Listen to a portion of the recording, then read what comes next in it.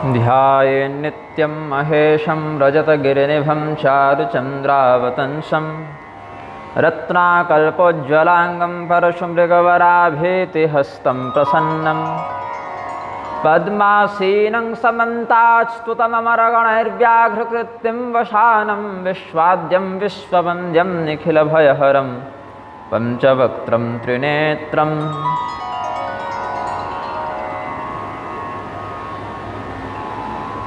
नमो दिव्यै महादिव्यै शिवायै सततं नमः। नमः प्रकृत्यै भद्रायै नियताः प्रणतास्मताम्।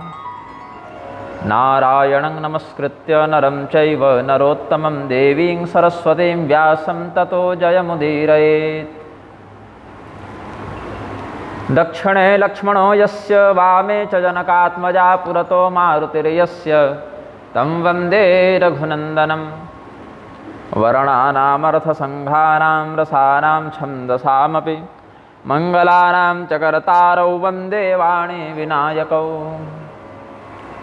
प्रेम से बोलिए आनंद कंद भगवान की जय। श्री सीतारामचंद्र भगवान की जय। श्री गोस्वामी तुलसीदास जी महाराज की जय। सुनि शिशुरुदन परम प्रिय बानी संभ्रम चले आई सब रानी। हर्षित जहाँ तहाँ धाई दासी आनंद मगन सकल पुरबासी।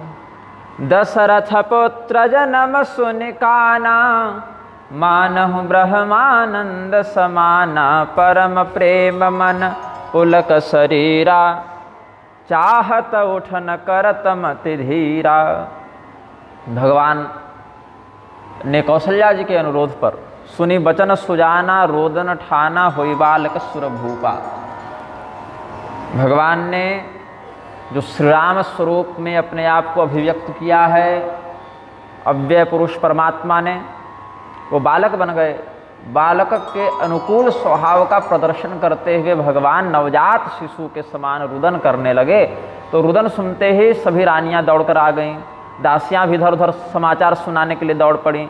दशरथ जी को जैसे ही यह समाचार सुनने को आया कि हम पुत्रवान हुए, हमारे घर में संतान का जन्म हुआ, उनको ब्रह्मानंद की प्राप्ति हुई।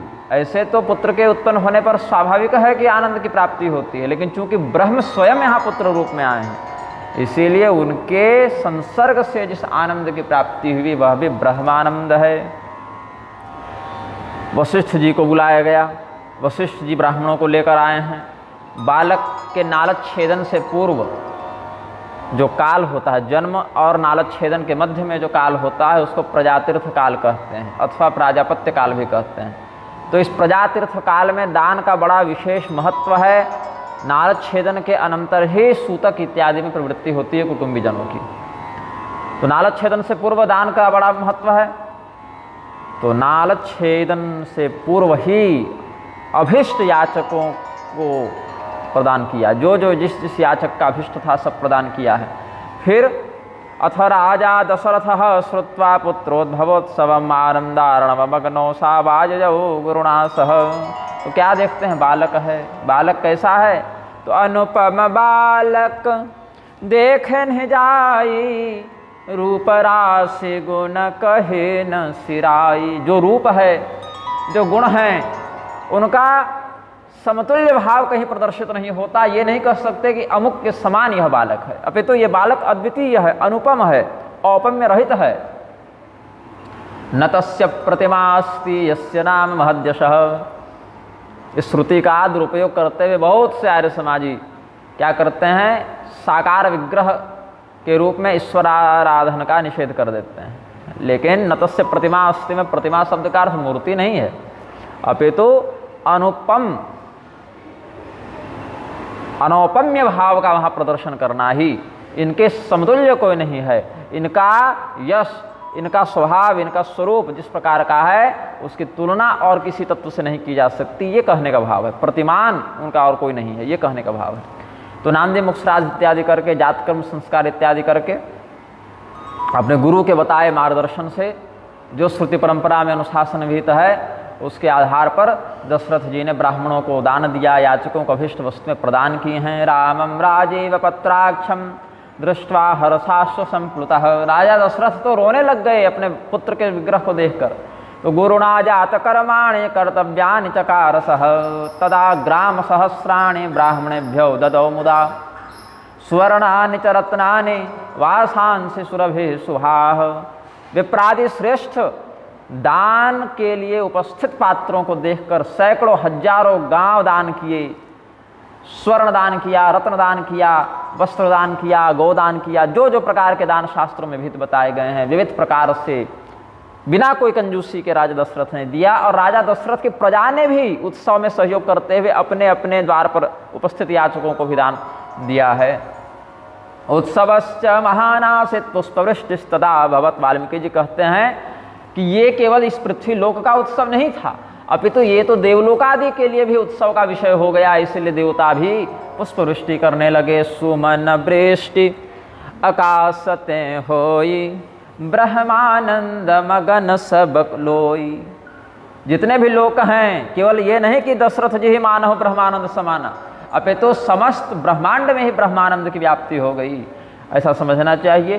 सभी सुंदर सुंदर वस्त्र आभूषणों से अलंकृत होकर उत्सव मना रहे हैं। आकाश में दुंदुभि इत्यादि का वाद्य प्रतिध्वनित हो रहा है। नंदन वन के दिव्य पुष्पों के द्वारा भगवान का मंगल अभिवादन किया जा रहा है। वहाँ सब लोग दान ही देने वाले थे, मांगने वाला कोई नहीं बचा। मतलब मांगेगा वो जिसको किसी बात की कमी हो। मांगता कौन है? जिसको किसी बात की इच्छा हो, कमी हो। यहाँ क्या हो गया? सर्ब सदा न दीन सब काहू, जेहि पावा राखा नहीं ताहू। याचकों को इतना दिया गया कि अब उनका याचकत्व ही समाप्त हो गया। उनको किसी वस्तु का अभाव नहीं रहा, अपितु आवश्यकता से भी अधिक प्राप्त हो जाने के कारण सब लोग दानी ही बन गए, मांगने वाला कोई नहीं बचा। जो व्यक्ति अभी मांगने आया था उसको इतना मिल गया कि वो भी खोजता चल रहा है कि हम ये किसको दान कर दें। इतना कुछ वैभव वहाँ पर प्रदर्शित होता है। तो गृह गृह बाज बधाव शुभ, प्रगटे सुखमा कंद। शकार का खकार उच्चारण होता है, इसलिए सुषमा कंद को यहाँ सुखमा कंद भी लिखा है। हरसवंत सब जहाँ तहाँ, नगर नार नर वृंद। इसके बाद अध्यात्म रामायण में कहते हैं कैकेयी चाथ भरत मसूत कमल क्षणम सुमित्रायाम यमो जातौ पूर्णेन्दु सदृशाननौ। भरत जी कैकेयी के माध्यम से उत्पन्न होते हैं और सुमित्रा जी के 2 संतान हुए, युगल संतान हुए, लक्ष्मण और शत्रुघ्न। और आनंद रामायण में कुछ विशेष बात है, उस प्रकारांतर में जो कल्पांतर की कथा है वहाँ पर कैकेयी जी के भी 2 पुत्रों का वर्णन है, भरत और शत्रुघ्न के रूप में, जहाँ तक हमें स्मरण है। और इसमें एक प्रसंग और है, कहीं कहीं आनंद रामायण आदि के ही मत से कहते हैं कि जो चरु का दोना था जिसमें ये लोग प्रसाद पाए थे, वही किसी पक्षी के माध्यम से अंजना जी तक पहुंचा था और उसका कुछ अवशिष्ट प्रसाद अंजना जी ने खाकर गर्भधारण किया और वहां से फिर हनुमान जी का अवतार हुआ। ये भी एक समय की बात है। तो वह सुख संपत्ति समय समाजा, कह न सकई शारद यहि राजा। तो सार्पी नक्षत्र में शेषनाग ने लक्ष्मणावतार ग्रहण किया है। सार्पी नक्षत्र मतलब आश्लेषा में, जहाँ तक हमको स्मरण आ रहा है। आश्लेषा में हम भी जन्म है इसलिए स्मरण आ रहा है। तो अवधपुरी सोहय यहि भांति, प्रभु ही मिलन आए जनु राति। देख भानु जनु मन सकुचानी, तदपि बनी संध्या अनुमानी। भगवान का जन्म तो मध्याह्न काल में हुआ। श्री राम नवमी का जो उत्सव मनाते हैं उसमें मध्याह्न कालिक तिथि का ही आश्रय ग्रहण करते हैं। और उधर सूर्यवंश में हुए तो बीच दोपहर में, और चंद्रवंश में हुआ तो अर्धरात्रि में। लेकिन जब अर्धरात्रि में हुए थे तो भी कृष्ण पक्ष की रात्रि होने के बाद भी पूर्णिमा का प्रकाश भगवान दिखाए हैं। दिशिंदुर पुष्कल आविरासी तथा प्राच्यम दिशिंदुर पुष्कल। और यहाँ भगवान आए हैं तो संध्या की छवि दिखा रहे हैं। तो ऐसा प्रतीत हुआ कैसे कि भगवान से मिलने के लिए रात्रि की अधिष्ठात्री देवी पधारी हैं। लेकिन दिन है तो दिन में रात्रि का अस्तित्व संभव नहीं, इसीलिए अपने प्रभाव को प्रकाशित करने के लिए मानो संध्या काल का यहाँ पर अलंकार वर्णित कर रही हैं। तो संध्या काल का अनुभव कैसे हुआ? इतनी अगरबत्ती जल रही है, इतना अगर जल रहा है, इतना होम धूप इत्यादि दिया जा रहा है कि उसके धूम से आकाश आच्छादित हो गया। इतना सुगंध है, होली खेल रहे लोग अबीर गुलाल इत्यादि से, वो भी रंग आकाश में व्याप्त हो गया है। तो जैसे संध्या काल में पीलापन लालिमा इत्यादि आकाश में दिखते हैं, वैसे लाल, गुलाबी, पीला, नीला इस प्रकार से आकाश की शोभा हो रही है। तो इस प्रकार से भगवान सूर्य का एक यहाँ अनुभव वर्णित करते हैं गोस्वामी जी कि सूर्यदेव को यह विस्मरण हो गया। हाँ जला दीजिए। सूर्यदेव को यह विस्मरण हो गया कि हमें अपनी गति में आगे भी बढ़ना है। अपितु भगवत दर्शनाकांक्षी भगवान सूर्यदेव तो सर्वथा वहीं पर टिक गए, स्तंभित हो गए। तो मास दिवस कर दिवस भा मर मन जाने कोय, रथ समेत रवि था केऊ निशा कवन विधि होय। एक महीने का दिन मनुष्यों के लिए नहीं होता, पितरों के लिए भी एक महीने में दिन और रात दोनों हो जाते हैं, लेकिन यहाँ पर पितरों की भी सीमा का अतिक्रमण करके सूर्यदेव ने महीने भर का दिन कर दिया। लेकिन ये रहस्य किसी को पता नहीं चला। क्यों नहीं पता चला? क्योंकि समस्त लोग भगवान के इस उत्सव में इतने रमे हुए थे कि इधर ध्यान ही नहीं पड़ा कि दिन है कि रात है कि समय बदल रहा है कि नहीं बदल रहा है। तो वह कालखंड जो है वो बड़े चमत्कृत रूप में व्यतीत हुआ है। यह रहस्य काहू नहीं जाना, दिन मनि चले करत गुण गाना, देखे महोत्सव सुर मुनि नागा, चले भवन बरनत निज भागा। अपने सौभाग्य का वर्णन करते हुए महोत्सव को संपूर्ण करके जितने भी देवता, ऋषि, महर्षि, नाग, यक्ष, गंधर्व सब थे अपने अपने लोक को फिर गए हैं। आगे की कथा भगवान जिस विधि से पूरा करेंगे, समय अनुसार ये लोग आते रहते हैं भगवान की लीला को देखने के लिए। तो यहाँ पर महादेव जी ने कहा कि सूर्यदेव का रहस्य तो हम बता दिए, ये रहस्य कोई जानता नहीं था, शिव जी जानते हैं, सर्वज्ञ हैं। शिव सर्वज्ञ जान सब कोई। तो भगवान महादेव सर्वज्ञ हैं, जानते थे, इसीलिए रहस्य भी पार्वती जी को बता दिया। लेकिन एक और रहस्य था जो शिव जी का अपना रहस्य था, उसको भी बताते हैं। कहते हैं कि अवरव एक कहवो निज चोरी, सुनु गिरिजा अति दृढ़ मति तोरी। हम भी एक चोरी किए हैं।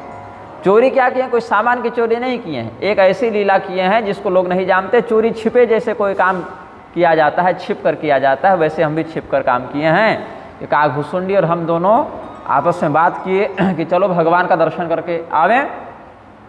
बोले भगवान का दर्शन तो हो ही रहा है आकाश से। बोले उतना बढ़िया नहीं लग रहा है, बहुत धूल है, बहुत अबीर है, बहुत उत्सव के कारण आकाश ढक गया है, थोड़ा धुंधला दिख रहा है। तो नीचे जाकर अच्छे से देखेंगे, सामने से देखेंगे। तो चिंतन किया कि सामने से जाएंगे काकभूषुंडी बन के और शिव जी बन के, तब तो बहुत दिक्कत है, सब लोग पहचान जाएंगे और अपने फंस जाएंगे हम लोगों के बीच में। तो बोले नहीं नहीं, मनुष्य बन के जाएंगे, सामान्य वेश बनाकर जाएंगे तो लाखों करोड़ों में हमको कौन पहचानेगा वहाँ पर। तो काकभूषुंडी संग हम दो, मनुज रूप जानई नहीं को। मनुष्य रूप में गए, शृणुदेवी प्रवक्ष्यामि गुह्याद गुह्यतरम महत्। एकदम गुप्त बात बताते हैं। सत्योपाख्यान में कहते हैं भूषुंडश्च शिवश्चापि राम दर्शन लालसौ, अपश्यताम तदा रामं ब्रह्मवेश धरो चतौ। साधु बन के, ब्राह्मण बनकर, जो कि सामान्य व्यक्ति भी ज़्यादा बन जाएंगे तो हो सकता है कि अंदर प्रवेश करने में द्वारपाल कह दें कि भाई बाद में आना, भी बहुत भीड़ है, किसको रोकें, किसको जाने दें, तो ऐसा करो तुम लोग अलग से आना। लेकिन ब्राह्मण बन के जाएंगे तो कम से कम ये तो कह सकते हैं कि स्वस्ति वाचन, पुण्याह वाचन के माध्यम से आशीर्वाद देने आए हैं। तो थोड़ा यहाँ पर भाव बदल जाएगा द्वारपालों का हमारे प्रति कि अच्छा ठीक है महाराज जी आप पधारिए, ऐसा कह सकते हैं। लेकिन क्या हुआ कि जब ये लोग वहाँ पहुँचे तो इतना सुंदर उत्सव देखा कि जिस टोली में उत्सव मन रहा था, अलग अलग टोलियाँ बनाकर भी लोग नाच रहे थे, उत्सव मना रहे थे, बधैया गा रहे थे। 100-200 लोगों का समूह हो गया तो एक बधैया वहाँ गा रहे हैं, फिर 100-200 लोग यहाँ गा रहे हैं, ऐसे। तो जिस टोली में पहुँचे वहीं मगन होकर भूल गए कि हमको कहाँ जाना है, वहीं के उत्सव में रम गए। तो धीरे धीरे करके फिर भगवान का भी दर्शन हुआ है और भगवान इनको देखे तो पहचान गए भगवान से क्या छिपा है, तो रोने लग गए। ऐसी सब कथाएँ भी अलग अलग ग्रंथों में साधुजन बताते हैं। तो फिर भगवान महादेव को देखकर ऐसे ही उसमें एक भजन गाते थे कोई साधु जी, मैं सुनता था, मेरे पिताजी के मित्र थे, अब तो परलोक गमन हो गया उनका। आज अयोध्या की गलियों में नाचे जोगी मतवाला, अलख निरंजन सदा पुकारे देखूं दशरथ का लाला। यही वो कुछ गाते थे, अब इतना ही याद है, उसके आगे का मुझे याद नहीं है, लेकिन लिख के रखा हुआ था कहीं पर। अब पता नहीं वो पुस्तक पोथी मिले तो ये भजन निकलो वहाँ से। तो यहाँ पर कहते हैं ये सब रहस्य, ये सब उत्सव, ये सब आनंद किसको प्राप्त होता है? तो कृपा राम कै जा पर होई, भगवान की कृपा जिस पर हो वही इस प्रकार के दिव्य उत्सव में सम्मिलित हो पाता है, आनंद ले पाता है। नहीं तो लंका वाले क्यों नहीं आए? लंका वाले भी आ सकते थे, लेकिन लंका वाले कहाँ आ पाए, क्योंकि उन पर भगवान की वो कृपा उस समय अभिव्यक्त नहीं हो रही थी। तो जिन पर भगवान की जैसी जितनी कृपा होगी वही इस प्रकार के उत्सव में सम्मिलित हो पाएंगे। फिर अलग अलग प्रकार के दान दक्षिणा दिए हैं। अयोध्यावासिनस्तुष्टा रामायाशीर ददौ मुदा।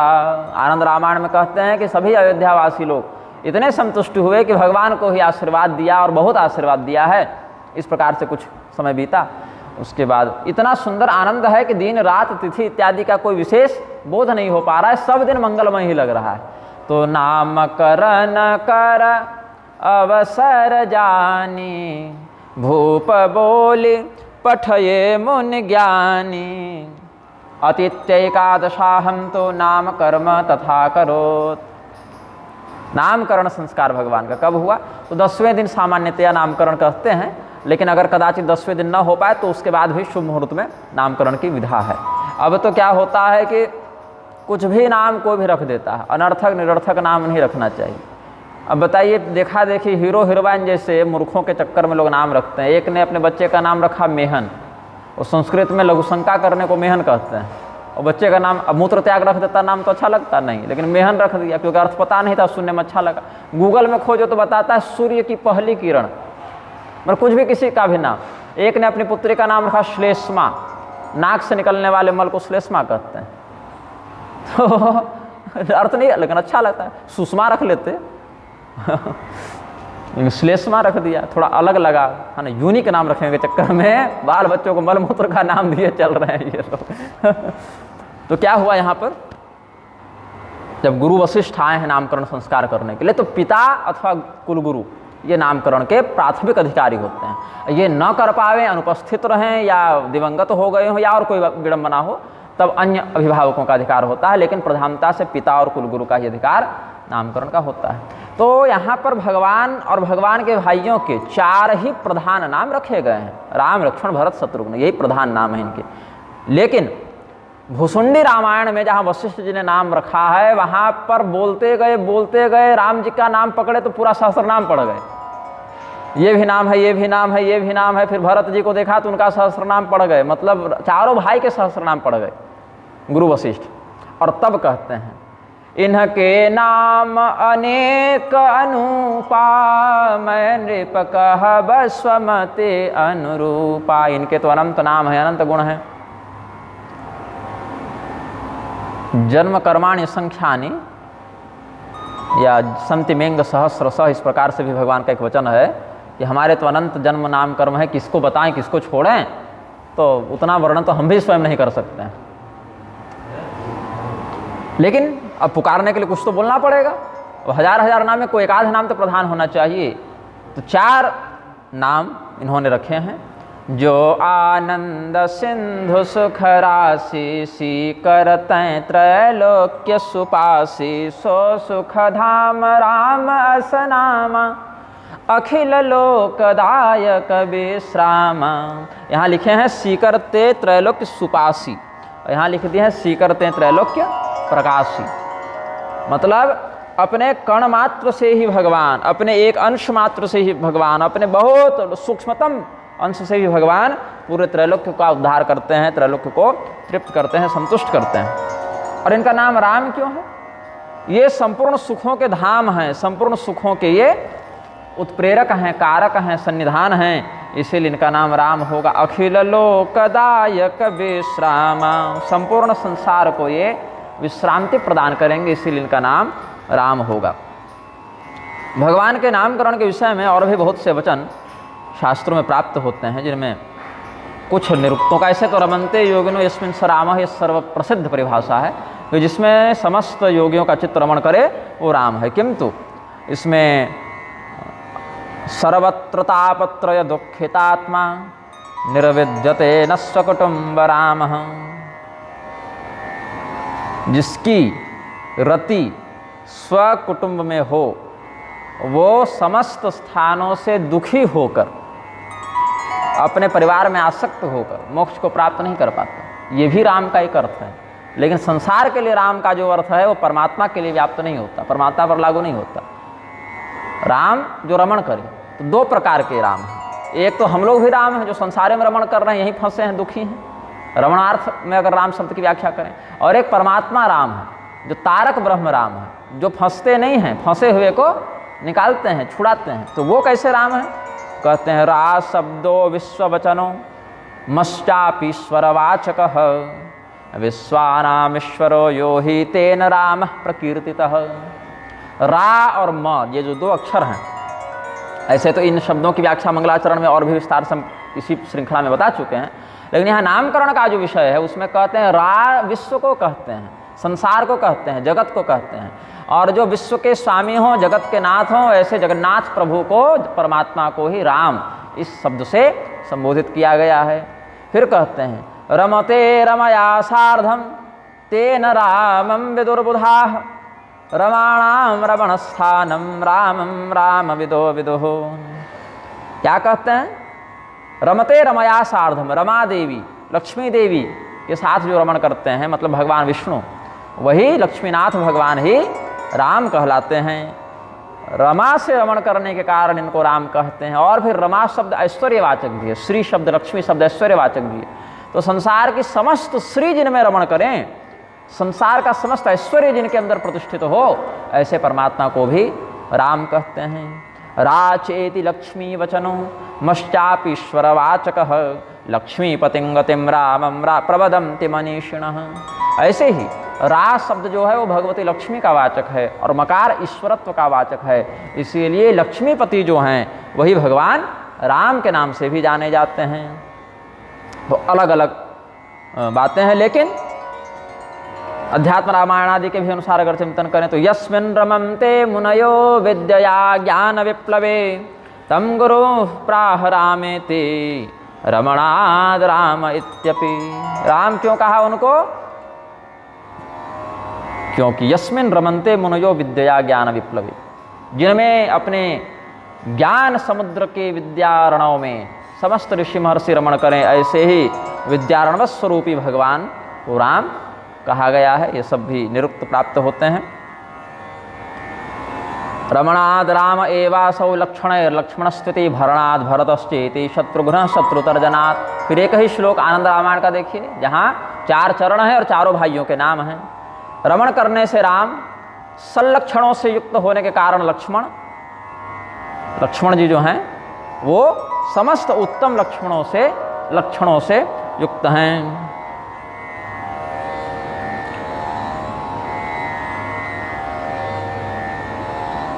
और भरणाद भरतश्चेते शत्रुघ्न शत्रुतर्जनात्। समस्त संसार का भरण पोषण करने के कारण भरत और समस्त शत्रुओं का संहार करने के कारण शत्रुघ्न, ये निरुक्त भी कहा गया। विश्वभरण पोषण कर जोई ताकर नाम भरत अस होई जाके सुमिरन तेरे पुनासा नाम शत्रुघ्न वेद प्रकाशा। भक्त के 4 प्रकार होते हैं। आप गीता का अभ्यास करते हैं तो आर्तो जिज्ञासु अर्थार्थी ज्ञानी च भरतर्षभ, ये 7वें अध्याय में भगवान स्पष्ट किए हैं, और गोस्वामी जी भी पूर्व के प्रकरणों में ये कह चुके हैं, जिसका हम व्याख्यान भी कर चुके हैं। तो एक अनुभव हमारा है कि ये जो 4 नाम हैं ये भक्तों की 4 अवस्थाओं के द्योतक हैं। राम, लक्ष्मण, भरत, शत्रुघ्न, इस क्रम से भी भगवान के व्यूह का वर्णन मिलता है। राम, लक्ष्मण, भरत, शत्रुघ्न। तो सबसे छोटे भाई कौन हुए? शत्रुघ्न जी हुए। और शत्रुघ्न जी क्या करते हैं? शत्रुओं का नाश करते हैं। जाके सुमिरन तेरी पुनासा नाम शत्रुघ्न वेद प्रकाशा। शत्रुओं का हनन करने वाले, शत्रुओं का संहार करने वाले तत्व को शत्रुघ्न कहा। आर्त भक्त जो है वो शत्रु से पीड़ित होकर, रोग से पीड़ित होकर, व्याधि से पीड़ित होकर, संकट से पीड़ित होकर भगवान को पुकारता है। तो मेरा अनुभव यह है कि अगर इस चौपाई का अनुसरण किया जाए उचित भक्ति भाव से तो अवश्य ही आर्त भाव का शमन होता है और आर्त भक्त का अभिष्ट लाभ होता है। फिर अर्थार्थी भक्त की इच्छा होती है अपने पोषण की, हमको पैसा मिल जावे, अन्न मिल जावे, घर मिल जावे, आजीविका मिल जावे, ये सब अर्थार्थी भक्त का भाव होता है। तो विश्वभरण पोषण कर जोई ताकर नाम भरत अस होई।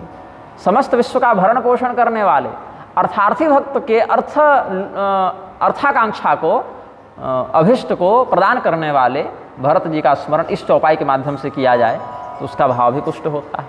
और समस्त संकटों के निवारण होने के बाद, समस्त आकांक्षाओं के पूर्ण होने के बाद जब व्यक्ति जिज्ञासु भक्त बनता है, उस जिज्ञासा में जो संलक्षण विद्यमान होते हैं, जो साधन चतुष्टय इत्यादि विद्यमान होते हैं, ऐसे सद्गुणों को प्राप्त करने के लिए लक्षण धाम राम प्रिय सकल जगत आधार गुरु वशिष्ठ ते ही राखा लक्ष्मण नाम उदार। इस चौपाई, इस दोहे का भी आश्रय लिया जाए तो जिज्ञासु भक्त को जिज्ञासा संतुष्टि होती है। और जब वो ज्ञानी हो जाता है तो ज्ञानित्वात्मैव मे मतम, वह श्री राम तत्व का अव्यक्त परमात्मा का चिंतन करता है। सो सुखधाम राम असनामा अखिल लोकदायक विश्राम।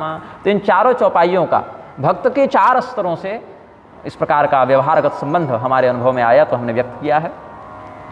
धरे नाम गुरु हृदय विचारी, और ये नाम को ऐसे नहीं कि चिंटू पिंटू रख दिए, अपितु हृदय में विचार करके गुरु वशिष्ठ ने ये सब नाम रखे हैं। वेद तत्व निपत वसुतचारी, बोले कि दशरथ जैसे 4 वेद हैं ना, वैसे मान लो कि चारों वेदों से प्रतिपादित जो ब्रह्म होता है वही ब्रह्म तुम्हारे 4 पुत्रों के रूप में यहाँ अभिव्यक्त हुआ है।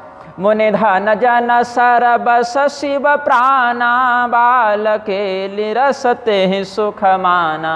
हम जैसे अकिंचन ऋषि महर्षियों के पास इनसे बड़ी कोई पूंजी नहीं है। हम मुनियों के तो यही संपूर्ण धन हैं, संपूर्ण ऐश्वर्य हैं, भक्तों के सर्वस्व हैं, भगवान शिव के प्राण यही हैं, भगवान शिव के जीवनाधार यही हैं। लेकिन फिर भी ऐसे परमात्मा जो भगवान शिव के भी प्राणाधार हैं वो तुम्हारे बालक बनकर आए, बाल लीला का आनंद देने आए। भगवान महादेव भी बाल लीला के बड़े रसिक आराधक हैं, तो वो यहाँ पर प्रकट हुए हैं। लक्ष्मणो रामचंद्रेण शत्रुघ्नो भरतेन च दंदे भूय चरम तौ तोपाय सांसानुसारतः।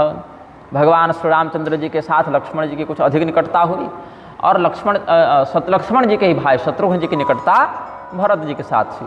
तो भगवान श्री रामचंद्र जी और भगवान भरत जी दोनों की सेवा करने के लिए माता सुमित्रा ने अपने दोनों बेटों को लगा दिया कि लक्ष्मण तुम बड़े भैया राम जी की सेवा करना और शत्रुघ्न तुम भरत जी की सेवा करना। तो दोनों भाइयों को 2-2 जोड़ीदार मिल गए। तो क्या करते थे भगवान की माताएं? श्याम गौर सुंदर दो जोरी निरखहि छवि जननी तृण तोरी। बच्चे को देखते थे, अपने पुत्रों को देखते थे।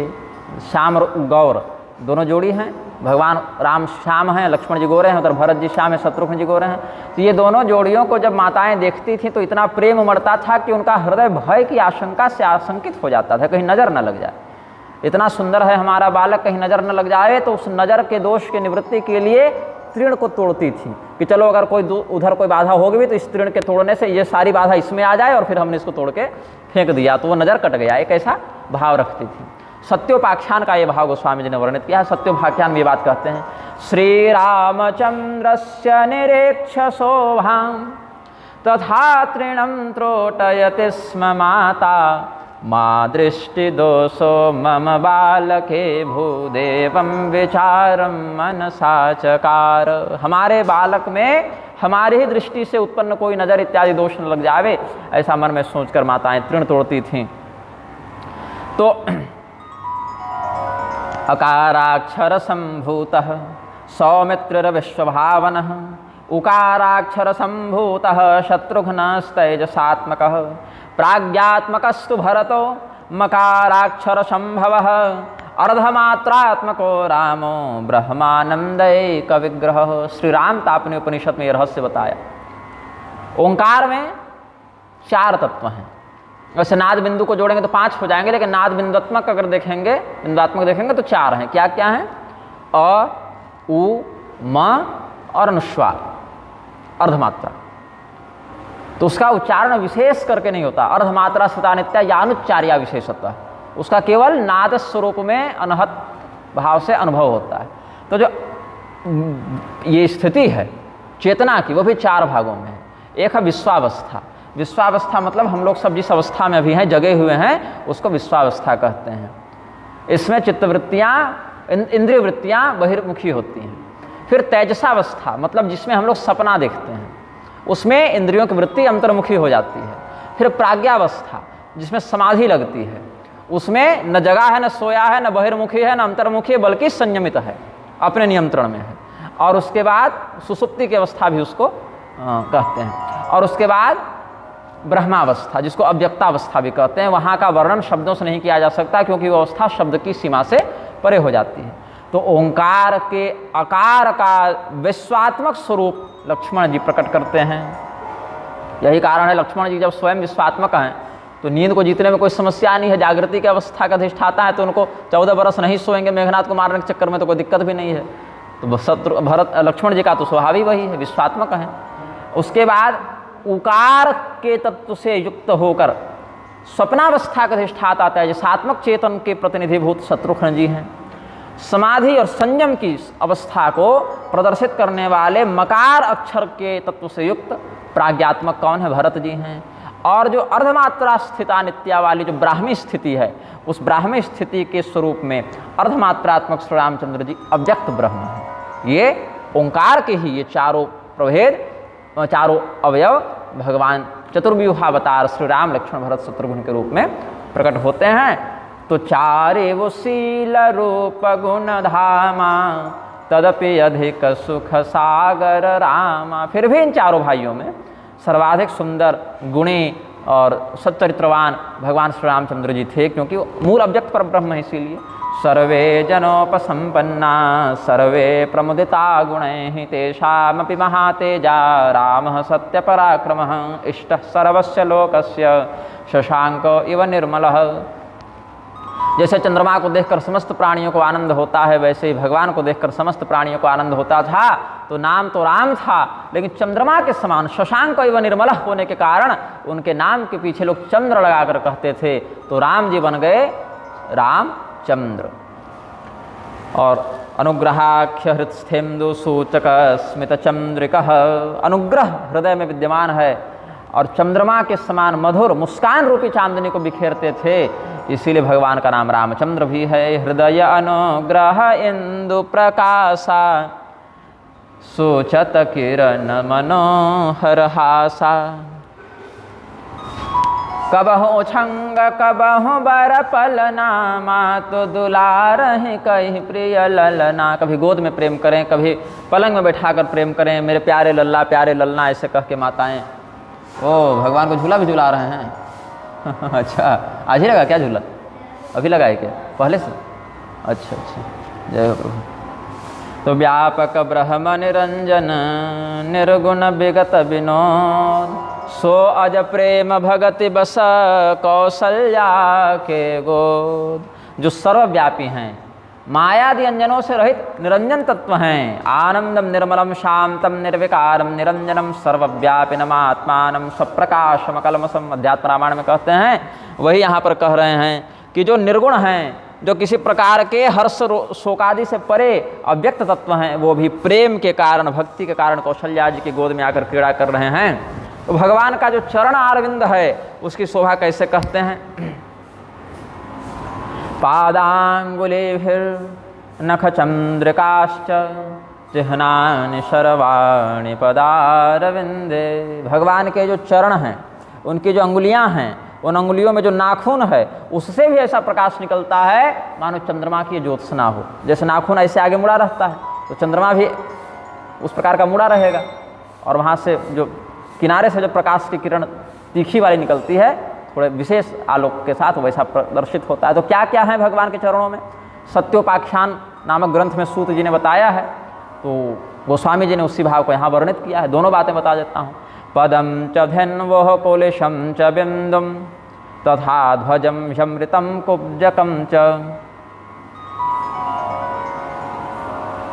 कुंडकम च होना चाहिए। वस्त्रांकुशम जम्बुफलम च मत्स्यम धनुर्महेन्द्रस्य तथा त्रिकोणम वज्रम च पद्मम च तथायवम च षट्कोणकम चाथ मनुष्यमेकम शंखम च चक्रम च तथाष्टकोण मूर्धाम च रेखाम घट स्वस्तिके च हिमांशुमूर्तेश्च तथैव चार्धम एतानि चिह्नानि पदादधं तम। भगवान के चरण कमलों में ये सब चिन्ह हैं। क्या क्या हैं? गाय के खुर के समान भी आकृति है। एक कोई ऐसा चिन्ह है जिसको देखकर लगता है गाय के खुर का चिन्ह है। वज्र है, बिंदु है, ध्वजा है, अमृत कुंड है। अमृत कुंडकम च होना चाहिए, तो अमृतम कुब्जकम च कर दिए हैं। तथा ध्वजम ह्यमृत कुंडकम च, ऐसा यहाँ तो टंकन दोष है, तो हमने गुरु कृपा से स्वविवेक से सुधारा। वस्त्र का चिन्ह है, अंकुश है, जामुन के फल का चिन्ह है, मछली है, इंद्रधनुष है, त्रिकोण है, फिर कमल है और षटकोण है। एक मनुष्य का भी वहाँ है, शंख, चक्र, अष्टकोण, ऊपर की ओर जाती एक रेखा है, कलश, स्वस्तिक और अर्धचंद्र। इतने इतने चिन्ह भगवान के चरण कमलों में है। तो कुल कितने हो गए? 1 2 3 4 5 6 7 8 9 10 11 12 13 14 15 16 17 18 19 20 21 22 23 और 24। तो मतलब 24 तत्वों का एक एक लक्षण समझ लीजिए कि दिखाते हुए 24 प्रकार के दिव्य चिन्हों को, दुर्लभ चिन्हों को भगवान के चरण आलोकित करते हैं। और 25वां तत्व तो स्वयं परमात्मा है। तो ये स्वयं परमात्मा है। नूपुरादीनि दिव्यानि सर्वांगेषु व्यधारयन्। और दिव्य दिव्य आभूषणों को चरणों में नूपुर इत्यादि से लेके और भी जिस अंग में जो आभूषण होना चाहिए माताओं ने पहना रखा था। इसी बात को थोड़ा संकेत में संक्षेप में गोस्वामी जी ने लिख दिया। अरुण चरण पंकज नख ज्योति कमल दलहनि बैठे जनु मोती। भगवान के नाखून कैसे दिखते हैं? भगवान के चरण तो लाल हैं कमल के समान। पदारविंद, चरणारविंद भगवान के कमल के समान लाल और कोमल हैं। तो कमल के पंखुड़ी पर जैसे ओस की बूंद पड़े तो मोती के समान चमके, वैसे भगवान के चरणों में उनके नाखून चमकते हैं। चरणों के नख उसी प्रकार मोती के समान चमकते हैं। और रेख कुलिस ध्वज अंकुश सोहई नूपुर धुनि सुनि मुनि मन मोहई। नरेंद्र पुत्रस्य तु नाभिकुंडम तत्रैव जातम विधिलोक पद्मम। और क्या है? भगवान का जो नाभि है भगवान की वो गंभीर है। भगवान के पेट में 3 रेखाएं हैं। भगवान के कंठ में भी और पेट में भी घुमावदार रेखाएं होती हैं।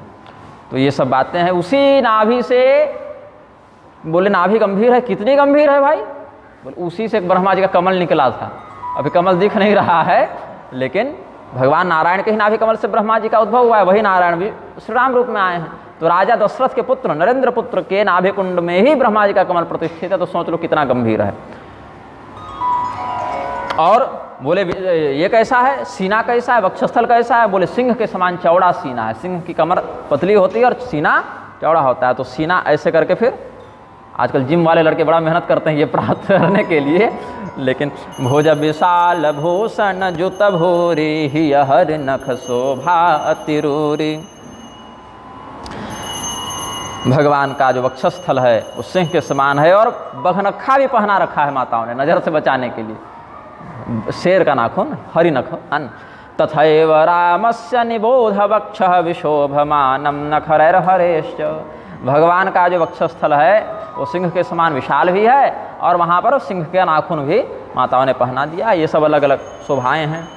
श्रीवत्सहार केयूर नूपुरादि विभूषण और मणिहार पदिक की शोभा विप्रचरण देखत मन लोभा। भगवान की छाती में देखने से एक और भी लक्षण दिखता है कि लगता है जैसे किसी के चरणों का चिन्ह हो। चरणों का चिन्ह हो कैसे? बोले वही जो भृगु मारे लात। भृगु जी त्रिदेवों की परीक्षा लेने के लिए गए हैं कि कौन कितना सत्वबली है। तो भगवान विष्णु की परीक्षा लेने के लिए उन्होंने क्या कर दिया था? भगवान की परीक्षा लेने के लिए उन्होंने वक्षस्थल में लात मारी थी, तो भगवान ने क्षमा कर दिया था। और उसी वक्षस्थल पर पड़े प्रहार को ही अलंकार के रूप में, श्रीवत्स के चिन्ह के रूप में धारण कर लिया। तो जो लोग कहते हैं कि भगवान विष्णु नहीं है राम और राम जी विष्णु नहीं हैं, ऐसे धूर्तों को ये चौपाई पढ़नी चाहिए। क्या रामचरितमानस लोग रटे हैं कि बताओ भगवान राम जी के सीना पर तो कभी कोई ब्राह्मण लात नहीं मारे, वो तो भगवान विष्णु को ही मारे थे। लेकिन वही विष्णु यहाँ है ना, विष्णु जो सुरहित नरतनुधारी, वही तो सती जी पूछ रही हैं ना कि फिर वो यहाँ कैसे भ्रमित हो रहे हैं। तो इसीलिए कहते हैं श्रीवत्सहार केयूर नूपुरादि विभूषण। भगवान श्री रामचंद्र जी श्रीवत्स के चिन्ह से युक्त हैं, वही श्री विष्णु तत्व भी हैं। यही सत्योपाख्यान में भी कहते हैं कंठम त्रिरेखम जलजेन तुल्यम ओष्ठादधस्ताच्युकम सुरम्यम दंताश्च बीजानि तु दाढ़िमस्य ओष्ठद्वयं दाढ़िम पुष्पभासम। भगवान के दांत कैसे हैं?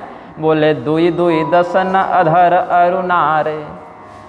लाल लाल होठों के मध्य में दो दो दांत भगवान के अभी उगे हैं, पूरा नहीं उगा है दांत। और नासा तिलक कुबर नहीं पारे। भगवान की नासिका और भगवान के श्री तिलक की शोभा तो कौन वर्णन करे।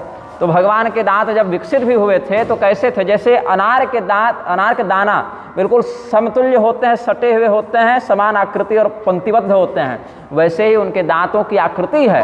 और होठ कैसे हैं? अनार के पुष्प के समान लाल हैं। कर्णौ च दिव्यौ रघुनंदनस्य गंडौ च रम्यौ शुभकुंडलाभ्यां नेत्रद्वयं व्यंजन रंजितं च भुवौ च नीलौ धनुराकृति च। भगवान के दोनों कान दिव्य हैं, सुंदर गालों में, उनके कानों में पहने हुए कुंडल की झिलमिलाहट, उसकी शोभा, उसकी चमक आलोकित कर रही है। भगवान के दोनों नेत्रों के नीचे काजल लगा है और भगवान के जो भौं हैं वो धनुष के समान झुकी हुई, जैसे धनुष ऐसे झुकी रहती है और थोड़ा सा किनारे उसकी कोटि का अनुभव होता है, वैसे भगवान के भौं भी थोड़े झुके हुए और किनारे में कोटि की आभा को प्रदर्शित करते हैं और नीले रंग के हैं भगवान के भौं। तो चिक्कन कच कुंजित गभुवारे बहु प्रकार रच मातु सवारे पीत झंगुलिया तनु पहिराई जानु पान बिचरन मोहि भाई रूप सकहि नहीं कहि श्रुति से साजु सो जाने हूँ सपने हूँ जिन देखा। भगवान के रूप का वर्णन तो वही कर सकता है जो सामने भले न, लेकिन कम से कम सपने में तो देखा हो कभी।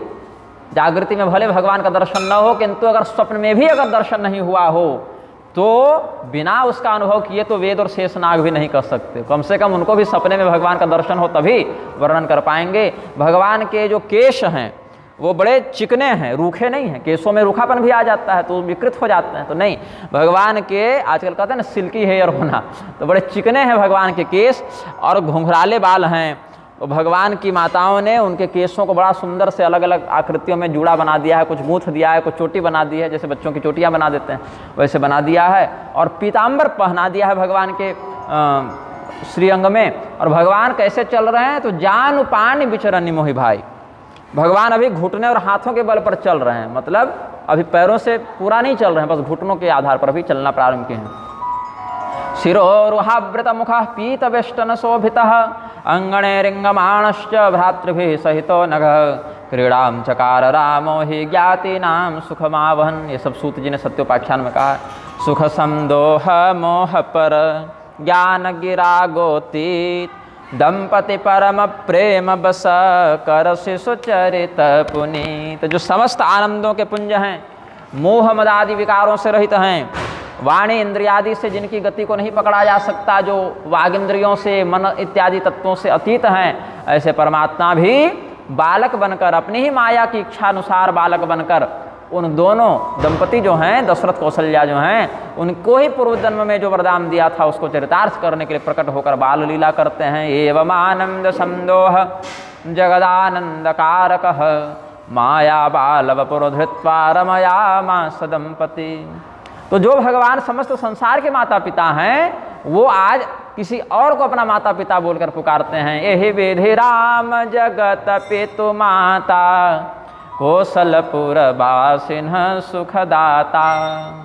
ये सब भगवान के महात्म्य में कहते हैं कि भगवान के चरणों में प्रेम करने वाले को वही सुख मिलता है जो कौशल्या जी को प्राप्त हो रहा है, दशरथ जी को प्राप्त हो रहा है। और जो भगवान के प्रति प्रेम नहीं करते, भगवान से जो विमुख हैं, ऐसे दुर्भाग्यवान जनों को भला ये सुख कहाँ से प्राप्त हो सकता है, प्रेम कहाँ से प्राप्त हो सकता है? क्योंकि वो तो भगवान की ही माया के द्वारा वशीभूत किए जाकर विविध प्रकार के आवागमन में फंसे हुए हैं, उनकी बुद्धि इतनी नहीं है। तो यही विधि से सुविनोद प्रभु किन्हा सकल नगर बासिन्ह सुख दीन्हा लय उछंग कबहु की हल रावई कबहु कपालन घाली झुलावई। ऐसा नहीं कि केवल कौशल्या जी और दशरथ जी के पुत्र हैं तो उन्हीं को आनंद देंगे, समस्त अयोध्या वासियों को भगवान समान ही सुख दे रहे हैं। नाना से सुक्रीड़न कैश्चेष्टितैः मुग्धभाषितैः पितरम रंजयामासु पौराम जानपदानपि। पूर्ववासियों को, जनपदवासियों को ही भगवान सुख देते हैं। तो कई बार तो ऐसा भी होता है कि जनपदवासी भगवान को गोद में लेकर प्रेम करने लगते हैं, कई बार ऐसा होता है कि पालना में जनपदवासी ही भगवान को झुराने लगते हैं, माताएं तो कर ही रही हैं, लेकिन पौराण ज्ञान प्रदान पिरंजया मासुहु, जो नगरवासी उनको भी भगवान बाल लीला का सुख प्रदान करते हैं। प्रेम मगन कौशल्या निस दिन जातन जान, सुत स्नेह बस माता बाल चरित कर गान। क्या दिन है, क्या रात है, कौन सा महीना बीत गया, कौन सा साल बीत गया, ये भी कौशल्या जी को याद नहीं रह पा रहा, क्योंकि दिमाग उधर जावे तब तो सोचें। भगवान के रूप को निहारने में, उनके सेवा में, उनके भरण पोषण में, उनके बाल लीला में इतना ही ये मुग्ध हैं कि उनके बाल चरित्रों का ही गान करती रहती हैं दिन भर। यशोदा जी इत्यादि गोपियाँ भी यही भाव से थी ना, यानी यानी है गीतानि तदबाल चरितानि च, ये सब है वहाँ पर भागवत में वर्णन। तो एक बार बड़ी सुंदर लीला भगवान ने की है, इस प्रसंग की ओर बढ़ते हैं। एक बार जननी अनहवाये, कर श्रृंगार पलना पौढ़ाए, निज कुल इष्ट देव भगवाना, पूजा हेतु कीन्ह स्नान। एक बार क्या किया कौशल्या जी ने, भगवान श्री रामचंद्र जी को स्नान इत्यादि कराया, दूध पिलाया, सब बढ़िया से श्रृंगार इत्यादि करके। और बच्चा जब दूध पीता है तो नशे में आ जाता है और सोने लगता है। बच्चे को नहवा दीजिए और दूध पिलाने बैठ जाइए तो धीरे धीरे निद्रा की ओर उसकी प्रवृत्ति होती है। तो भगवान भी बाल सुलभ लीला का प्रदर्शन करते हुए जब स्नान श्रृंगार आदि हो गया, दूध इत्यादि पिलाया जा रहा था, तो नींद का प्रदर्शन किए, जम्हाई लेने लगे, आंखें भारी होने लगी, तो पालने में उनको सुला दिया। उसके बाद कौशल्या जी ने सोचा कि अब अपनी दैनिक पूजा कर लेते हैं, जब तक बालक सो रहा है तब तक अपना दैनिक आराधन कर लेते हैं। फिर कौशल्या जी भी बढ़िया से स्नान इत्यादि करने चली गई कि रंगनाथ भगवान जो हमारे कुल देवता हैं उनका हम आराधन करते हैं। तो भगवती कौशल्या जी स्नान ध्यान करके आई, श्रृंगार इत्यादि किया, फिर पूजा कक्ष में गई। तो मंदिर में जब गई हैं तो करी पूजा नैवेद्य चढ़ावा, आप गई जहाँ पाक बनावा, बहुरी मातु तहवा चली आई, भोजन करत दीख सुत जाई। क्या हुआ कि कौशल्या जी ने स्नान ध्यान करके श्रृंगार करके फिर भगवान की पूजा करना प्रारंभ किया, और सब भगवान की सेवा करने के बाद, धूप दीप करने के बाद नैवेद्य लगाया, और नैवेद्य चढ़ाने के बाद पर्दा करके चले जाते हैं कुछ देर के लिए, भगवान को एकांत देते हैं। तो 10-5 मिनट जो भी वो सोची कि भगवान को एकांत में नैवेद्य का अवसर देते हैं, और ऐसा सोचकर जहाँ रसोई थी वहाँ चली गई। और कुछ देर के बाद आचमन उत्तरापोषण तांबूल आदि के निमित्त जब वापस आती हैं तो क्या देखती हैं कि बहुरी मातु तहवा चली आई, भोजन करत देख सुत जाई। कौशल्या जी जब रसोई में आई तो देखे कि हमारा बालक तो यहाँ भोजन कर रहा है, मंदिर में हम भगवान को जो भोग लगाए थे तो हमारा लाल जो है वो भोजन कर रहा है। तो डर गई कि हम तो बच्चे को पालने में सुला कर आए थे, तो आखिर हमारा बालक वहाँ से आकर मंदिर में घुस के भोजन कैसे कर रहा है। तो ऐसा आश्चर्य हुआ, तो तुरंत दौड़कर जहाँ सुलाई थी भगवान को वहाँ गई हैं। गई जननी शिशु पहि भय भीता, देखा बाल तहाँ पुण्य सूता, बहुरी आई देखा सुत सोई, हृदय कंप मन धीर न होई। कौशल्या जी जब भगवान का नैवेद्य उठाने आई तो देख रही बालक यहाँ खा रहा है, तो सोचे हम तो उसको उस कमरे में, उस महल में छोड़कर आए हैं, सुलाकर यहाँ तक पहुँच कैसे गया। तो वापस दौड़ती हुई कमरे में गई तो वहाँ देखी कि बालक यथावत सो रहा है, भगवान वहीं पर जैसे सुलाकर आई थी वैसे सो रहे हैं। तो सोचे कि हमारा बालक तो यहाँ सो रहा है, तो वहाँ कौन था जो भोग खा रहा था। तो वापस दौड़ती हुई मंदिर में आई तो देखती हैं कि यहाँ पर तो बालक भोजन कर रहा है। तो उनके धड़कन बढ़ गई, बीपी बढ़ गया कि भाई अब क्या होगा, वहाँ भी बालक दिखता है, यहाँ भी दिखता है। तो यहाँ वहाँ दोई बालक देखा, मत भ्रम मोर ज्ञान विशेखा, देख राम जननी अकुलानी, प्रभु हंसी दीन मधुर मुस्कानी। वहाँ भी बालक, यहाँ भी बालक, तो कहीं हमारा ही मन तो नहीं चकरा रहा, कहीं कोई भ्रम तो नहीं हो रहा, हम पागल तो नहीं हो रहे, कोई माया तो नहीं है। ऐसा चिंतन करते करते कौशल्या जी जब बड़ी परेशान हो गई, व्याकुल हो गई, तो कौशल्या जी को व्याकुल देखकर भगवान मुस्कुराने लगे। तो मुस्कुराए तो क्या हुआ, दिखरावा मातहि निज अद्भुत रूप अखंड, रोम रोम प्रति लागे कोटि कोटि ब्रह्मंड। क्या देखती हैं यशोदा जी, भगवान के श्रीमुख में दर्शन करती हैं कि भगवान के मुख में ही भगवान के मुख के बाद पूरे विग्रह में ही, एक एक रोम में ही उनको संपूर्ण ब्रह्मांडों का दर्शन होने लगा। अगणितर विशसि शिव चतुरानन, बहु गिरि सरित सिंधु महिकानन, काल करम गुण ज्ञान स्वभाव, सोबु देखा जो सुनान खाबू। देखी माया सब विधि गाढ़ी, अति सभेत जोरे कर ठाढ़ी। देखा जीव नचावई जाही, देखी भगति जो छोड़ई ताही। अनंत अनंत सूर्य चंद्रमा विष्णु ब्रह्मा महेश सबका दर्शन हुआ है यहाँ पर। अलग अलग देवताओं का दर्शन हुआ, अलग अलग पर्वत नदी जंगल पहाड़ सबका दर्शन हुआ। जितने प्रकार के काल हैं, तीनों कालों को भगवान में देखा। तीनों प्रकार के कर्मों को, क्रियमाण संचित प्रारब्ध इन तीनों कर्मों को भगवान में देखा। तीनों गुणों को भगवान में देखा। तीनों ज्ञानों को भगवान में देखा। अधीत, उपदिष्ट और अनुभूत, ये तीन प्रकार के ज्ञान होते हैं। एक ज्ञान जो आपने पढ़ा, एक ज्ञान जो आपको पढ़ाया गया, और एक ज्ञान जो आपको हृदय से अनुभूत हुआ। तीन प्रकार के ज्ञान होते हैं। एक जो अपने से पढ़ लिए, एक जो गुरु जी ने पढ़ाया, और एक उन दोनों के बाद विवेक के माध्यम से जो अपने हृदय में अनुभव होता है वो। लेकिन इसमें अधीत और उपदिष्ट को एक ही मानते हैं कि पढ़े या पढ़ाए, बाहर से मिल गया, और एक अंदर से जगा। विविध प्रकार का ज्ञान भी देवी भागवत इत्यादि मिलेगा।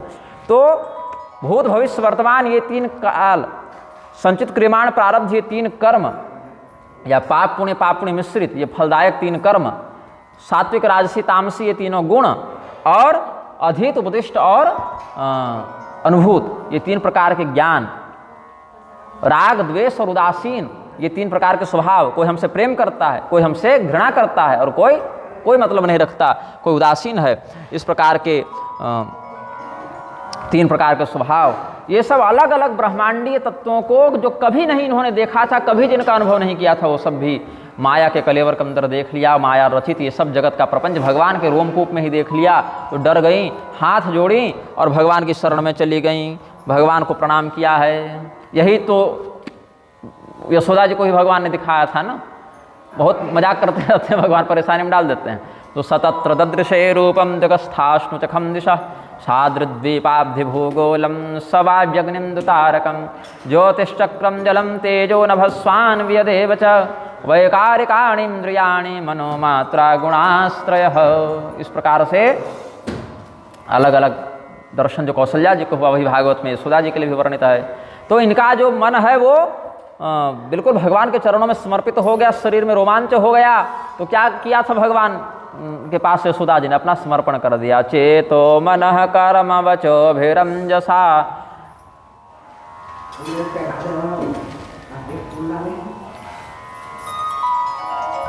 सुदूर विभाव्यम प्रणतास्मि तत्पदम। यहाँ मुदुर विभाव्यम था तो हमको लगा मुदुर विभाव्यम का तो कुछ अर्थ नहीं होना चाहिए, सुदूर विभाव्यम शब्द है ना। तो अपने मन वाणी कर्म चित्त से उस परमात्मा विराट नारायण के चरणों में प्रणाम है। इस प्रकार से जब अपना भाव यशोदा जी ने व्यक्त किया था, तो भगवान ने अपनी वैष्णवी माया को प्रसारित करके उनके ज्ञान को विस्मृत करा दिया और पुत्र स्नेह को जगा दिया। वही भगवान ने यहाँ भी कर दिया। पहले तो अपना रहस्य बताया कि जगत पिता मैं सुत कर जाना। कौशल्या जी ने कहा कि जो जगत पिता है उनको हम अपना बेटा बोल रहे हैं, तो वही भगवान फिर हरिजननी बहुविधि समुझाई, यह जन कतहु कहसि सुनि माई। भगवान ने समझाया कि देखो ये किसी कह मत देना जाके जो तुमको अनुभव हुआ है, इसको अपने पास रखना है, कहीं इसका रहस्य खोल मत देना कि अरे ये हमारे बालक नहीं, ये तो साक्षात परमात्मा हैं। तो ये सब समझाया है भगवान ने। और फिर भी भगवान ने एक आशीर्वाद दिया कि चलो जाओ, हमारी माया तुमको व्याप्त नहीं करेगी, आप निश्चिंत रहें माता। देवत्तद्रूप में तन में सदा तिष्ठतु मानसे, आवृणोतु न मां माया तव विश्व विमोहिनी। जनमोहिनी माया से भगवान ने मुक्त किया है, विश्वमोहिनी माया से मुक्त किया है, जनमोहिनी माया से मुक्त नहीं किया है। जनमोहिनी माया से भक्तों को मुक्त नहीं करते, क्योंकि भक्त अगर भगवान के ब्राह्मी रूप को हमेशा याद रखेगा तो पिता के रूप में व्यवहार नहीं कर पाएगा, भाई के रूप में व्यवहार नहीं कर पाएगा, मित्र के रूप में व्यवहार नहीं कर पाएगा। अब वसुदेव जी और दशरथ जी को सदैव याद रहता कि परमात्मा है, तो व्यवहार कर पाते क्या? नहीं कर पाते ना। इसीलिए भगवान जनमोहिनी माया का विस्तार करते हैं, हाँ विश्वमोहिनी माया से उनको मुक्त रखते हैं। यही यहाँ पर कहा, जब कौशल्या जी ने कहा अब जन कबहू व्यापई प्रभु मोहि माया तोर, आपकी माया हमें कभी व्याप्त न करे तो वहाँ कौन सी माया है? तो आप वृणोतु न माम मायां तव विश्व विमोहिनी। आत्मोहिनी, जनमोहिनी और विश्वमोहिनी, इन त्रिविधा मायाओं में जो विश्वमोहिनी माया है वो हम पर व्याप्त न हो। तो फिर भगवान के मुंडन का समय हुआ है। जब भगवान कुमारावस्था में प्रवेश करते हैं तो बालचरित हरि बहुविधि कीन्हा अति आनंद दासन कर दीन्हा। दासन कह दीन्हा। कछुक काल बीते सब भाई बड़े भये परिजन सुखदाई। अथ काले न ते सर्वे कौमारम प्रतिपेदिरे। कुमारावस्था को प्राप्त हो गए। 5 वर्ष की अवस्था तक कुमारावस्था होती है, फिर पौगंडावस्था होती है, फिर किशोरावस्था होती है, फिर युवावस्था होती है, फिर प्रौढ़ावस्था होती है, फिर वृद्धावस्था होती है। सब क्रमानुसार है। बाल्यावस्था, फिर कुमारावस्था, फिर पौगंडावस्था, फिर किशोरावस्था, फिर नवयुवक, पूर्ण युवक, फिर प्रौढ़ावस्था, फिर वृद्धावस्था, फिर अतिवृद्धावस्था और फिर प्रयाण। तो यही देह की लघु वृत्ति से देखें तो बाल्यावस्था, युवावस्था, वृद्धावस्था 3 हो गए, और ऐसे देखें तो 9 हो गए। फिर तीनों को और 3-3 भाग में बांटा है। जैसे बाल्यावस्था को ही बाल, कुमार, पौगंड में बांट दिया, युवावस्था को ही किशोर, नवयुवक और पूर्ण युवक में बांट दिया, और वृद्धावस्था को ही प्रौढ़ावस्था, वृद्धावस्था और अतिवृद्धावस्था में बांट दिया। ऐसे 3 या 9 अवस्थाएं हो गई। तो भगवान अब कौमारावस्था में है, लेकिन भगवान इस प्रकार से आगे नहीं बढ़ते, वो किशोर ही रहते हैं। नव किशोरावस्था ही भगवान की रहती है। भगवान बाद में दाढ़ी मूछ वाले हम लोग जैसे नहीं हो जाते। भगवान 16 वर्ष की अवस्था में ही रुक जाते हैं, सदा षोडश वार्षिक। और भगवत प्राप्त महापुरुष भी, सुखदेव जी भी, तम दष्ट वर्षम सुकुमार पाद कपोलो कुमार गात्र, ऐसा कुछ भाव है। करोर बाहुन स कपोल गात्रम, सुकुमार पाद करोर बाहुन स कपोल गात्रम, ऐसा होना चाहिए भाव। तो वो भी द्वष्ट वर्षीय हैं सुखदेव जी, 16 साल के रहते हैं। सनत कुमार आदि स्वेच्छा से बालका पंचहायना 5 वर्ष की अवस्था में रहते हैं। तो भगवान, लेकिन एक जगह ये अवश्य है कि भगवान ने अपनी दाढ़ी मूछ बनाई। जब उधर से लौटे हैं वनवास से तो जटा सुधरवाए, फिर दाढ़ी मूछ बनवाए, छौर इत्यादि किए। तो जब भगवान की दाढ़ी नहीं आती है तो आनंद रामायण आदि में भगवान के छौर का वर्णन कैसे किया? ऐसे किया कि नियम पूर्ति करने के लिए भगवान ने लगवा लिया। उगते नहीं हैं, लेकिन एक नियम है तो ठीक है, चलो लगा लो। तो चूड़ा करन कीन्ह गुरु जाई, विप्रन बहुत दक्षिणा पाई। भगवान का मुंडन हो गया। चौल कर्म, चूड़ा कर्म, मुंडन, ये सब पर्यायवाची हैं। तो कब होना चाहिए? तो तृतीय वर्षे चौलम यथा कुल धर्मम वा। आश्वलायन गृह सूत्र का वचन है कि बच्चे का जब 3रा वर्ष हो जाए तो मुंडन कर दे। अथवा इसमें एक विकल्प भी दिया कि हो सकता है कहीं मन्नत इत्यादि मांग के रखे हो, 3रे वर्ष न करते बने तब, या और वैसी कोई कुल परंपरा में कोई विशेष बात होगी तब। तो बोले कि यहाँ पर ये छूट है कि यथा कुल धर्मम वा, अपने कुल में जैसी बड़े बुजुर्गों ने बताई हो बात वैसा भी अनुसरण कर सकता है। तो दोनों बातें, तृतीय वर्षे चौलम यथा कुल धर्मम वा, ये सब वेदोक्त बातें हैं। और उसमें फिर शिखा, एक शिख होगा, पंच शिख होगा, विशिख होगा, क्या होगा, उसकी शिखा विधान भी उसी समय मुंडन के अंतर्गत परिगणित हो जाती है। लेकिन अतिकाल कब है मुंडन का? बोले 5 वर्ष को अतिकाल मानते हैं। 5 वर्ष के बाद मुंडन को प्रायश्चित करके ही करना चाहिए, उससे पहले का ही 3 से 5 वर्ष के मध्य कर ही देना चाहिए। जैसे 16 साल के बाद यज्ञोपवीत का अतिकाल हो जाता है ब्राह्मणों के लिए, वैसे मुंडन का अतिकाल 5वें वर्ष के बाद हो जाता है। और अगर कदाचित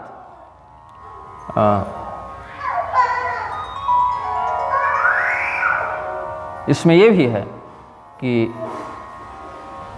इदानीं शिष्टेषु स्त्रीणां चूड़ादि संस्कार करणं न दृश्यते, विवाह काले चूड़ादि लोप प्रायश्चित मात्रं कुर्वन्ति। अच्छा, शिष्ट परंपराओं में, बहुत से मान्य परंपराओं में धर्म सिंधु के वचन से वर्णन कर रहे हैं कि स्त्रियों में जो चूड़ाकरण है वो सदैव नहीं होता है। जैसे जो मुंडन है एक बार हो गया गर्भकाल वाला, लेकिन बारंबार जैसे सूतक इत्यादि में मुंडन होगा, कोई मर जाए जी जाए जो मुंडन होगा वो बारंबार नहीं होता है।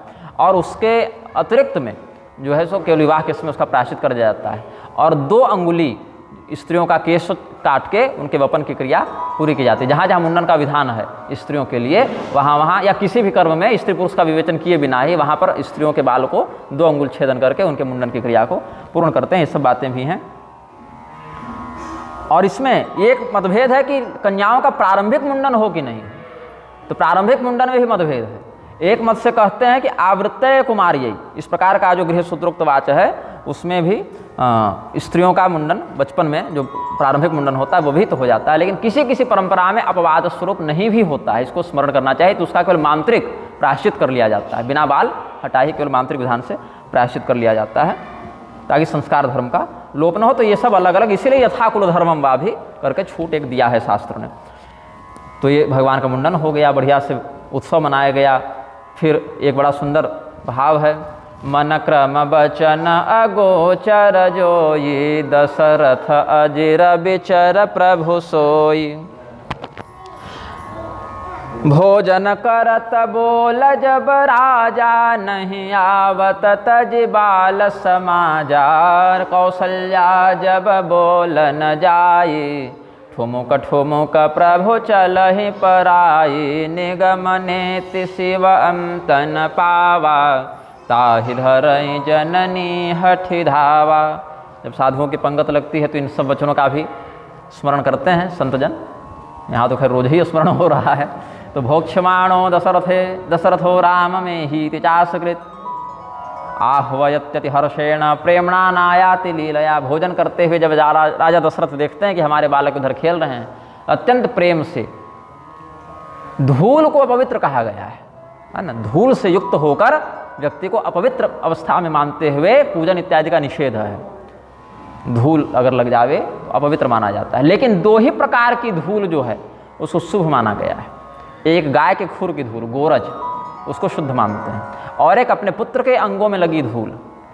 अब बेटा 25 साल का है तो नहीं, जब बाल लीला कर रहा है पुत्र, उसको देखकर जो आनंद प्राप्ति हो जाती है, कुमारावस्था तक का जो बालक है वह अबोध बालक के अंगों में लगी धूल को जब पिता स्पर्श करे, आलिंगन करता है बच्चे का, तो वह धूल भी पवित्र माने जाते हैं। उससे पिता को दोष नहीं लगता, क्योंकि वह जो है कुलवर्धक संतति है, ऐसा समझकर उसमें तीर्थ का अनुसरण करते हैं।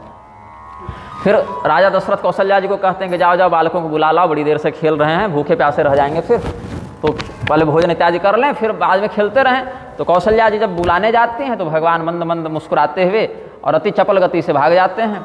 तो जिनका परिमाण, जिनका अंत वेदों ने भी नहीं पाया, भगवान महादेव भी जिनका व्याख्यान करते करते ये नहीं कहते कि हमने संपूर्ण व्याख्यान कर लिया, जिनका अंत वो भी निर्णीत नहीं करते, उनको पकड़ने के लिए, उनको अपने वश में करने के लिए भगवती यशोदा दौड़ पड़ी हैं। आनयेति च कौशल्या माह सास्मिता सुतम, धावत्यपि न शक्नोति स्पष्टम योगी मनोगतिम। बड़े बड़े योगी जन भी अपने निधिध्यासनादि के द्वारा जिस परमात्मा को अपने वश में नहीं कर पाते, उनको वश में करने के लिए भगवती यशोदा दौड़ती हुई जाती हैं। तो धूसर धोले भरे तनु आये, भूपति बेहस गोद बैठाए। अब इसमें हमने गुरु जी के चरणों को में जो धूल है उसको पवित्र इसलिए नहीं बोला क्योंकि वो प्रसिद्ध बात है कि गुरुओं के चरण रज पवित्र होते हैं गुरुजनों के, तो वो प्रसिद्ध बात है। लेकिन गोरज और पुत्र रज उतना प्रसिद्ध विषय नहीं है। गोरज तो फिर भी प्रसिद्ध है कुछ, लेकिन पुत्र रज उतना प्रसिद्ध नहीं था, इसीलिए हमने कह दिया। तो भोजन करत चपल चित इत उत अवसर पाय, भाज चले किलकत मुख दधियोदन लपटाय। प्रहसन स्वयं आयाते कर्दमांकित पाणिना, किंचित गृहीत्वा कवलम पुनरेव पलायते। राजा दशरथ बुलाते हैं, माता यशोदा धर पकड़ के लाती हैं, फिर गोद में बैठाते हैं और कहते हैं कि चलो पहले भोजन करो। तो भोजन करते हैं भगवान, फिर बोलते हैं हम अपने से खाएंगे, अपने से खाएंगे। बच्चे जिद करते हैं कई बार कि नहीं नहीं हम अपने से खाएंगे। अच्छा ठीक है भाई तुम ही खाओ, लेकिन देखो इस हाथ में गंदगी लगी है, इस धूल है, साफ हाथ से खाओ, ऐसा कहते हैं। तो कर्दमांकित पाणिना, बोले नहीं नहीं हम इसी से खाएंगे, नहीं तो रोने लगेंगे। तो राजा दशरथ फिर कहते हैं अच्छा ठीक है खा लो थोड़ा सा, फिर हम खिला देंगे। तो ठीक है। और भगवान जब खाएंगे तो बोलेंगे देखो हाथ मुख तक नहीं जा रहा, थोड़ा ढीला तो करो, इतने कस के पकड़ रखे हैं आपकी, ये हाथ मुख तक जा ही नहीं रहा, यहाँ से आपका हाथ टकरा रहा है। तो राजा दशरथ थोड़ा छोड़ देते हैं। तो किंचित गृहीत्वा कवलम पुनरेव पलायते, भगवान वही कौर खाने के बहाने जब बंधन ढीली होती है तो फिर भाग जाते हैं, फिर हमको पकड़ो जाकर। इस प्रकार अलग अलग माधुर्य का प्रदर्शन करते हैं। बाल चरित अति सरल सुहाये, शारद से शंभु श्रुति गाये। जिन कर्म न इन सन नहीं राता, ते जन वंचित किए विधाता। जिनको भगवान के इन सुंदर बाल चरित्रों में प्रेम नहीं बना, जिन बाल चरित्रों का अवगाहन भगवती सरस्वती, भगवान शेषनाग, भगवान महादेव, वेदादि धर्मशास्त्र करते हैं, उनमें जिनको प्रेम नहीं बना, समझ जाना चाहिए कि विधाता ने उनको बेकार ही बनाया, उनको ठग लिया कि मनुष्य जीवन तो दिया लेकिन भगवत प्रेम से उनको वंचित रखा, ऐसा समझना चाहिए। फिर भगवान कुमारावस्था को प्राप्त करते हैं। तो भये कुमार जब ही सब भ्राता, दीन जने वो गुरु पितु माता। समयानुसार भगवान का यज्ञोपवीत संस्कार हुआ, जो क्षत्रिय कुलोचित था, सूर्यवंशोद्भूत हैं भगवान। तो अथ पित्रोपनीतास्ते गुरुणा मुनिभिर्मुदा। अध्यात्म रामायण में कहते हैं उपनीता वशिष्ठेन सर्व विद्या विशारदा। वशिष्ठ जी कुलगुरु थे, तो उन्होंने ही जनेऊ दिया है अपने चारों यजमानों को। गुरु जी के लिए तो यजमान ही थे, ये राजकुमार शिष्य थे। और आनंद रामायण में कहते हैं कि अथ पित्रोपनीतास्ते गुरुणा मुनिभिर्मुदा, कि पिता और गुरु दोनों ने इनको जनेऊ दिया। तो पिता के सन्निधान में, सम्मति में, आयोजन में गुरु जी ने दिया, ऐसा समझना चाहिए। तो दिन जनेऊ गुरु पितु माता।